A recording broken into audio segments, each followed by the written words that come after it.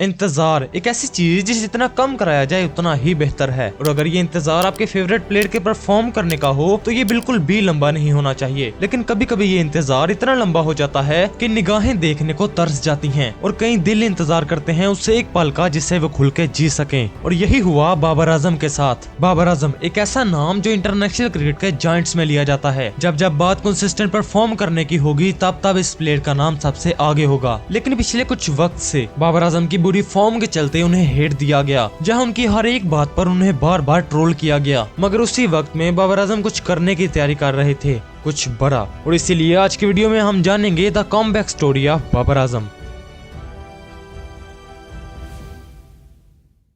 तो ये सब शुरू होता है एशिया कप 2023 से। इस एशिया कप से पहले बाबर आजम बहुत ब्रूटल फॉर्म में थे। वो 2023 के पीएसएल में 522 रन बनाकर आ रहे थे, जहां उनकी एवरेज तो 50 प्लस की थी ही, मगर स्ट्राइक रेट जो उनका सबसे बड़ा कंसर्न था वो भी 140 प्लस था। और ऐसे में लग रहा था कि वो इसी ब्रूटल फॉर्म को आगे एशिया कप में कैरी ऑन करेंगे, जहाँ वो एशिया कप के स्टार्ट में नेपाल के साथ अपने पहले मैच में 150 जैसे एक बड़ी इनिंग खेलते भी हैं। लेकिन ये आखिरी दफा था जब फैंस उन्हें किसी भी फॉर्मेट में सेंचुरी मारते हुए देख रहे थे, क्योंकि इसके बाद अगले 2 साल तक बाबर आजम और उनके सारे सपोर्टर्स बस एक सेंचुरी के मूवमेंट के लिए तरसने वाले थे। इस मैच के बाद आगे पूरे एशिया कप में बाबर आजम सेंचुरी तो दूर एक 50 भी नहीं मारते। मानो पाकिस्तान टीम के साथ साथ उन्हें भी किसी की नजर लग गई थी, जिससे हमने देखा ही था कि पाकिस्तान उस एशिया कप में कितनी बुरी तरह हारा था।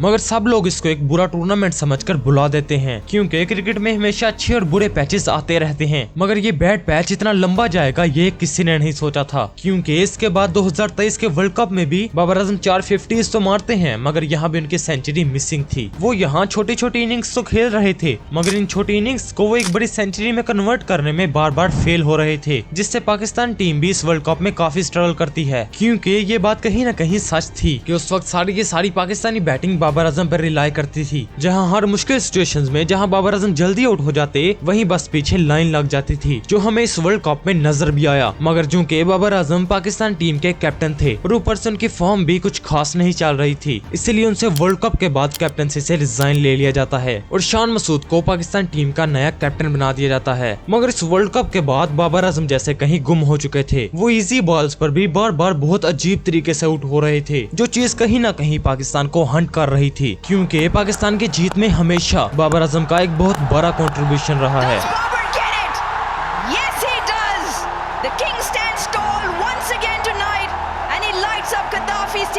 लेकिन अभी जिसे सब लोग बाबर आजम का बैड पैच समझ रहे थे, और वो था भी, इस मोमेंट में भी बाबर आजम पाकिस्तान के टॉप रन स्कोरर्स में से एक थे। जैसे 2024 के वर्ल्ड कप में बाबर आजम की सिर्फ 150 थी, लेकिन फिर भी उनकी इस वर्ल्ड कप में एवरेज 40 की थी, जहां बाबर आजम ने 4 मैचेस में 122 रन किए थे। वहीं अगर दूसरी तरफ विराट कोहली को देखा जाए तो उन्होंने 8 मैचेस में 151 रन किए थे। यही अगर बाबर आजम को इतने मैचेस मिले होते तो नो डाउट वो इस वर्ल्ड कप के टॉप स्कोरर्स में से एक होते। मगर चूंकि अनफॉर्चुनेटली ऐसा नहीं हुआ था और पाकिस्तान इस वर्ल्ड कप में यूएसए से हारकर बुरी तरह बाहर हो गया था, जिससे हमेशा की तरह सारा ब्लेम बाबर आजम पर डाल दिया गया और उन्हें कैप्टनसी से सैक कर दिया जाता है।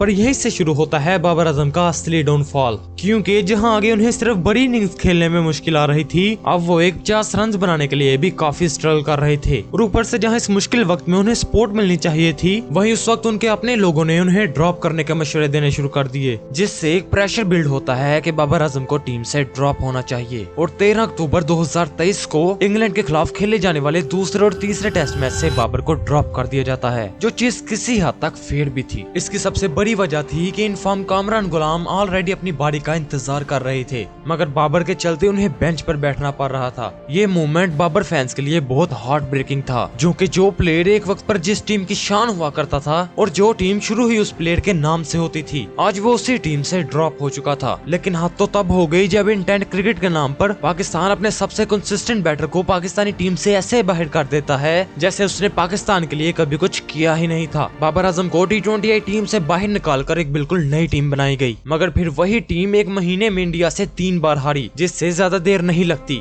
जब बाबर आजम को टीम में वापस ले लिया जाता है। यहाँ पर पाकिस्तान T20 टीम में तो बाबर आजम का कमबैक हो चुका था, मगर अभी भी उस सेंचुरी का आना बाकी था, अभी भी उस कर्ज का टूटना बाकी था जो 2023 से बाबर आजम पर लगा हुआ था। एक ऐसा वेट जो सिर्फ वही नहीं कर रहे थे बल्कि पूरा मुल्क, उनके अपने कुलीग्स और सबसे बढ़कर क्रिकेट की वो पिच जहां वो अपना फाइनल शॉट खेलकर दहाड़ा करते थे। इसे तोड़ने के लिए बाबर आजम ने कई कोशिशें की मगर वो हमेशा नाकामयाब रहे। वो स्टार्ट तो काफी अच्छा करते थे मगर किसी न किसी तरीके से आउट हो जाया करते थे। जहां बाबर ने अपने इंटरव्यू में भी कहा कि उन्हें कई बार लगा कि आज बॉल बैट पर अच्छे तरीके से आ रही है और हो सकता है कि आज सेंचुरी हो, मगर वो आउट हो जाया करते थे। मगर फिर ये कर्ज टूटता है पाकिस्तान और श्रीलंका की सीरीज में। वही श्रीलंका जिनके घर में ये सब शुरू हुआ था और वही पाकिस्तान जहां बाबर आजम ने आखिरी बार सेंचुरी मारी थी। पाकिस्तान और श्रीलंका के पहले मैच में बाबर आजम अच्छे टच में नजर तो आते हैं मगर वो अनफॉर्चुनेटली आउट हो जाते हैं। लेकिन इसके बाद दूसरे मैच में बाबर आजम बिल्कुल नहीं रुके। उन्होंने 50 बनाई, वो 80s में गए मगर वो नहीं रुके। वो तभी रुके जब उन्होंने सेंचुरी मारकर पाकिस्तान को मैच जिता दिया। और जब उन्होंने सेंचुरी मारी तो हम उनकी आंखों में वो दर्द देख ही सकते हैं। ये वो पल था जिसके लिए बाबर आजम और उनके फैंस 2 साल से इंतजार कर रहे थे और आखिर वो पल आ ही गया। आज बाबर आजम ने अपने सारे हिटर्स को अपने बल्ले से जवाब दे दिया था। जो लोग कह रहे थे कि वो खत्म हो चुके हैं, उन्होंने उन्हें बताया कि अभी तो ये शुरुआत है।